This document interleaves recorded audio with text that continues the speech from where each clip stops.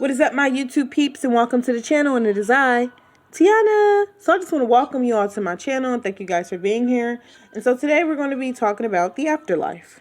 Specifically a show called Night Visions, which premiered on the Chiller Network for thriller, fear, horror, and supernatural entertainment, and which premiered from 2001 to 2002 with only one season, which I was pretty disappointed in because it was a fairly good show in my opinion. And it featured an episode about the afterlife. Now this is very interesting for me because I'm a very spiritual person. And I wonder if there really is an afterlife, like if there's really a heaven or hell, or if we just blast off into space, into oblivion. I really wonder what the universe has in store for us after we all leave this reality. So that brings me to today's episode, the afterlife. Our story starts off with a funeral for Michael Doyle, as we listen to his wife, Natalie, and his daughter, Caitlin, speak some kind words in his memory. As this is happening, suddenly, Michael's casket starts to move.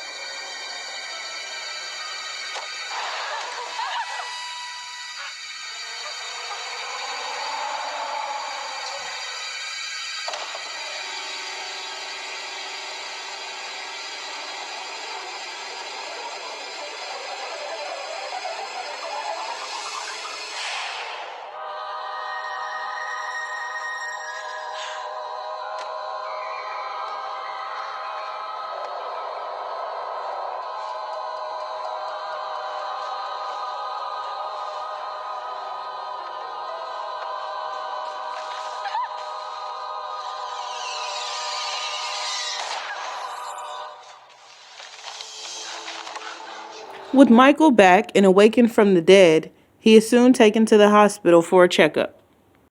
There is some damage, which is to be expected after suffering a massive coronary, but nothing that should present a problem if you lead a healthy life. Other than that, Mr. Doyle, you're in remarkable condition, considering you just attended your own funeral. But how did this happen? Well, most likely his heart started beating again on its own after the doctor pronounced him dead. He must have been lying in a coma until he came to at the funeral. Are you telling me we almost cremated my dad alive because some doctor screwed up? Caitlin, I wasn't there when it happened. I can only go by what's in front of me, but that is a reasonably healthy man who's very, very lucky. Lucky? With Michael's life almost ending before its time, he's now back at home, readjusting. How many people get to go back and correct their mistakes?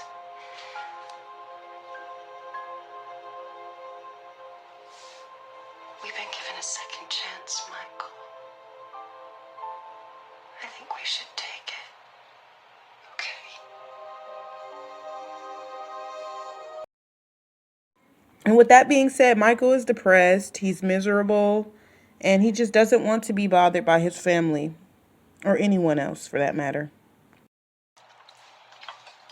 Aren't you going to eat? I hope there's enough garlic.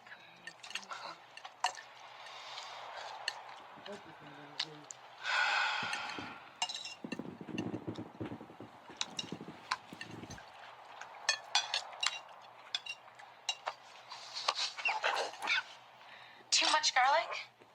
No. It caught in my throat. Why don't you drink some water? I'm fine, I'm fine.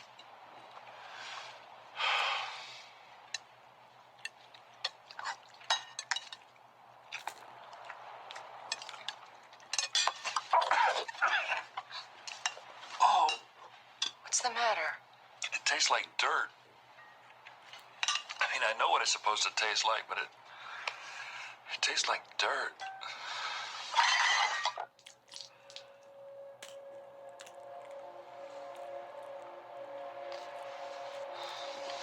Please. Leave me alone. After dinner, Michael decides to go outside for some alone time.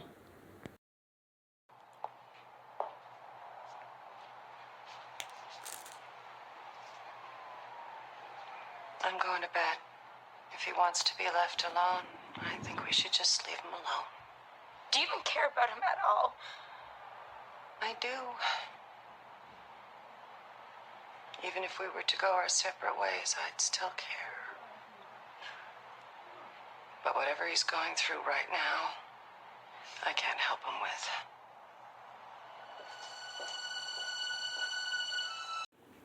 Well into the night, Michael is scrapbooking. He has an image and he wants to share it.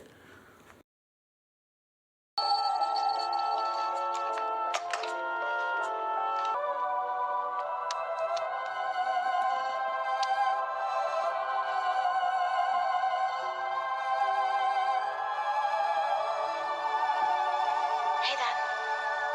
Hi. What's going on? What are you doing? I remembered. Out on the balcony, suddenly I remembered everything. You're bleeding. Oh, it doesn't matter. You know that doctor that pronounced me dead? He was right. I died. And this is where I went. I've been getting glimpses of it all along. I'm serious. This is what I saw. It was so beautiful. But this is just what I saw when I got there. It doesn't even begin to describe the ecstasy I felt. I would never have chosen to come back. No one would. But I came back. Why? I don't understand.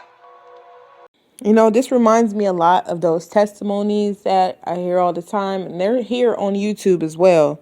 You guys can look them up where people talk about how they came back from heaven or how they went to hell and came back and all the things that they saw. And I mean, I don't know. Do you guys think that those are true? Like, you think that that really happens to people? They can really go to an alternate universe or a different reality or to heaven or to hell and then come back? So exquisite. Words can't describe it. Was it like heaven? Well, there were no angels or Jesus, if that's what you mean. Well, was it a place? Yeah, it was a place and a state of being. Its colors were so vibrant. They sang, Sounds amazing. and everything was suffused in this warm, sweet light. So loving. Caitlin, all my sorrows, my disappointments, they just floated away. It's truly a perfect peace. Wow.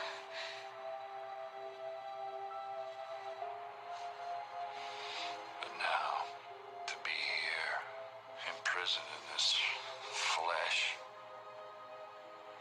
trapped in this cesspool of a world where everything decays, where any beauty is swallowed by ugliness in the blink of an eye. Dad, don't! My blood, Stop my it! scatter just waits upon Don't! my soul. Stop it! It hurts too much to live, oh God!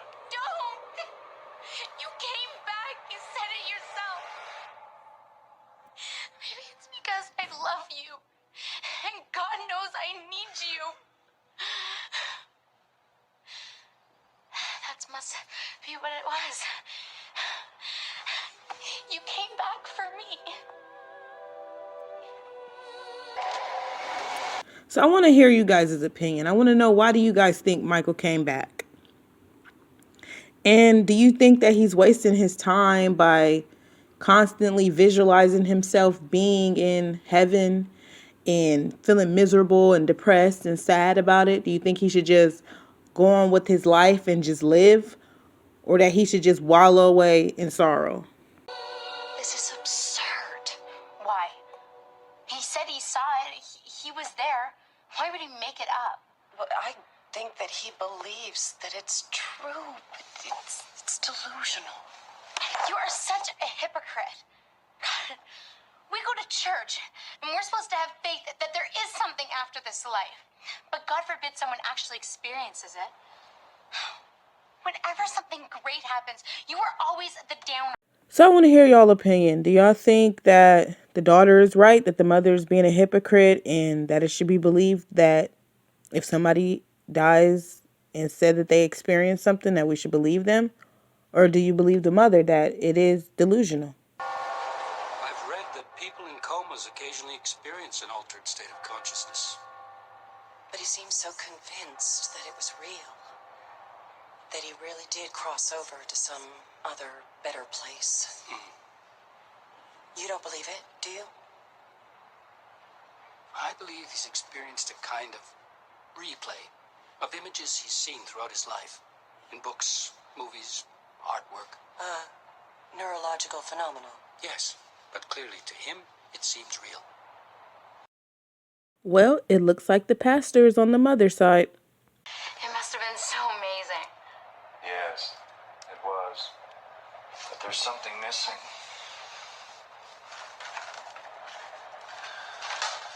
You said something before. And I suddenly realized that you're absolutely correct. What did I say? You said that maybe the reason I came back was for you. You're absolutely right. I did come back for you. I came back so that you and I could go there together.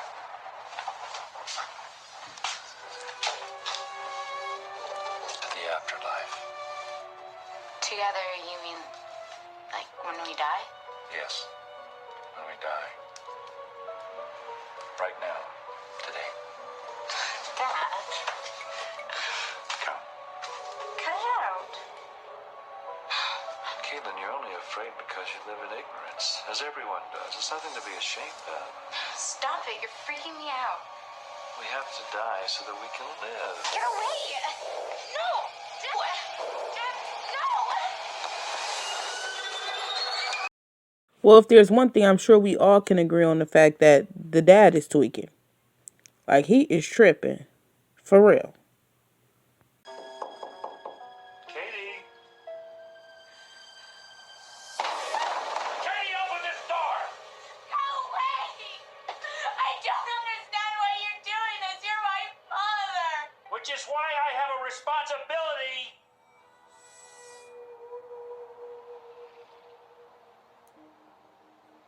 Sweetheart, how can I bear to see you suffer in this transitory world when there's infinite, unbounded joy just a moment away? You're crazy, you know that? What's crazy is living your life like it actually means something. Now open the door. Come on. Open that door! Just go away.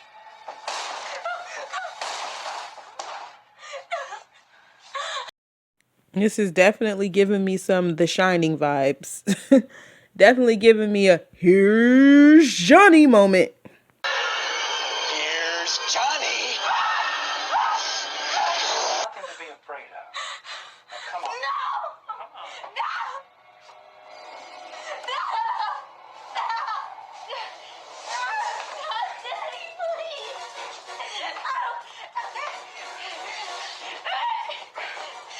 Caitlin, we're in the hands of Providence now.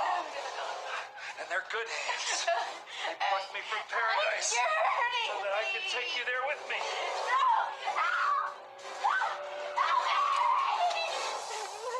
Please, Daddy.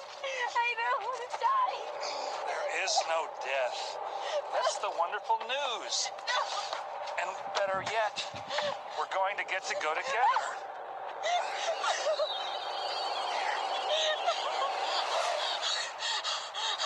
I'm so scared. There's nothing to be scared of, honey. Remember when I taught you to swim? And I stood in the pool for 3 hours, holding out my arms, waiting for you to jump? Finally you did? Well, this is going to be just like that. Except this time, we're going to get to jump together. In the arms of Providence, we're going to catch us. Here we go. No! Michael!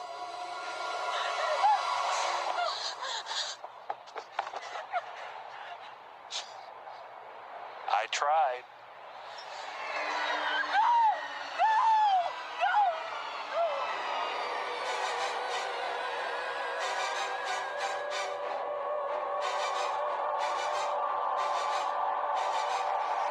So now that Michael has taken his own life and has chose to jump off of the roof, what are you guys' thoughts on that?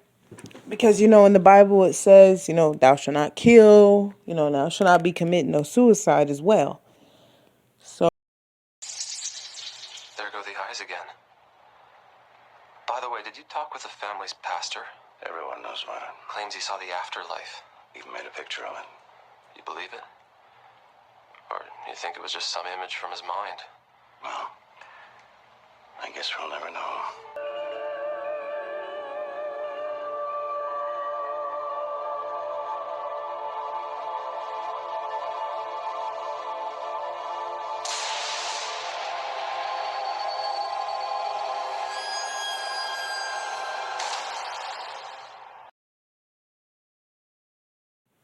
anybody see a resemblance in this photo? Looks like Michael may have seen this picture during that coma. Don't you usually sew the eyelids shut? Yes, well, they keep popping open. But since this is supposed to be a closed casket service. Oh, I see. What's the point, right? Right. We should deliver him to the church before 10, so go ahead and close the eyes. Go on.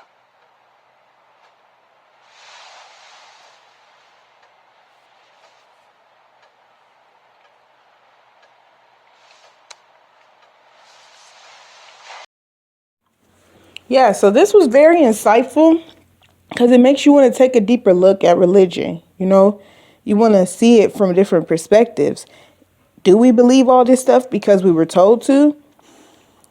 Do we believe that there's a heaven and a hell? And do we visualize what it looked like based off of the pictures we seen or dreams we had or just what people told us it's supposed to look like? Same with the people that say they had out-of-body experiences and when they passed away and came back. Like, do y'all believe this stuff is real? Or do y'all believe there's nothing after this life? I mean, I just want to hear from y'all. So tell me in the comment section below what y'all think. And if you like this video, be sure to leave a thumbs up. And if you want to see more content, make sure you subscribe and hit the bell button so you get my notifications. So I really appreciate y'all for watching, and I'll catch you on the next one. Bye.